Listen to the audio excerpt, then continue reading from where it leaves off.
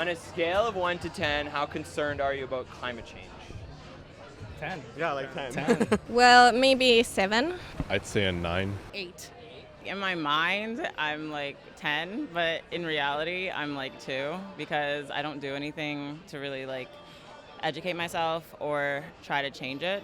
But it does worry me. It should be a 10 for everyone. I think it's just like people don't realize how it's actually impacting you because it's not directly impacting you. Maybe it might be indirectly impacting on how we live, even day to day. Like unless something I feel like impacts us day to day, people don't think it's convenient enough to care about, right? I feel like until the trees in Toronto start burning, a lot of the people in Toronto won't really acknowledge what's going on. If I'm outside, I'll like think about just because like the whole like environment, being outside, the outdoors. When I'm indoor, not so much.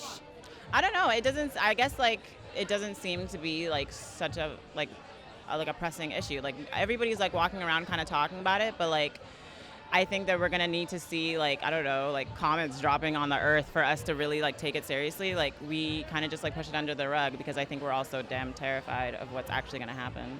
I think about it daily. I think about it because it's a concern. It's like in my face. It's like the elephant in my room. I believe that people has to understand more about it because soon it will have a big effect on all of us.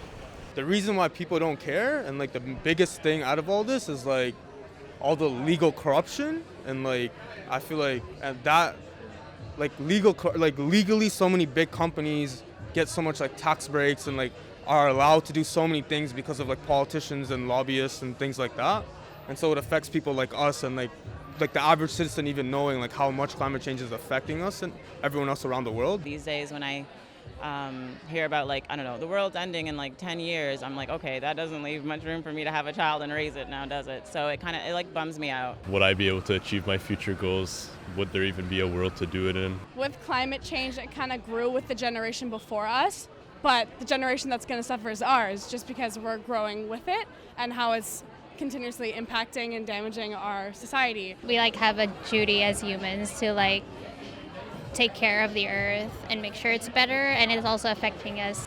And we're probably gonna have to like take off to Mars or some shit. Most of the people in Toronto, like at this moment, don't live downtown Toronto. They all live in the greater Toronto area. So all the neighboring cities around Toronto, downtown Toronto, so like Scarborough, like Richmond Hill. North York. I live in Markham. we have to take you have to either drive or subway down, but the subway system isn't as great, so more people will want to drive and things like that. I know that the TTC now has hybrid buses, which does its fair share to reduce pollution. I walk a lot. Like I love to walk if I have time. If I don't, then I jump on the streetcar for free. I try to walk more. When I'm walking, I always try to pick up garbage, things like that.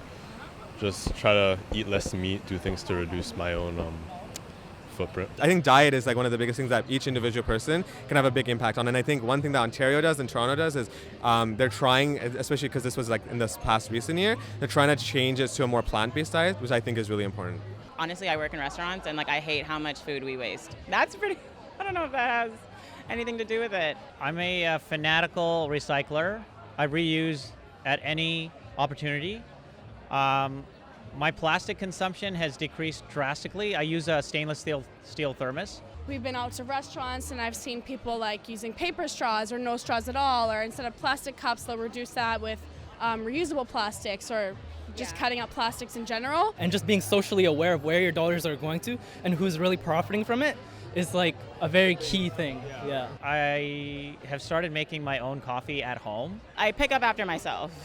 I don't really pick up after other people, but me, like, I'm not just gonna drop something. Cleaning up after myself, or my sister or someone, just like my family. But like if I see someone drop something, I won't do something about it because like that's their problem. Like I do my job and my part to clean up what I do, and that should be their job. But yeah. Yeah, some people aren't like that though. Like the thing is, I do recycle all the time, and even if I see like trash or whatever, like I'll just pick it up and put it away. Like I'm just kind of doing anything I can to help for sure. But the biggest thing we can do is like go out and tell someone else like, oh yo, I mean like this is what's happening and this is what we can do to make it better. And I feel like we've all been doing a good job on that. For Mother Earth, right? I don't want to harm her.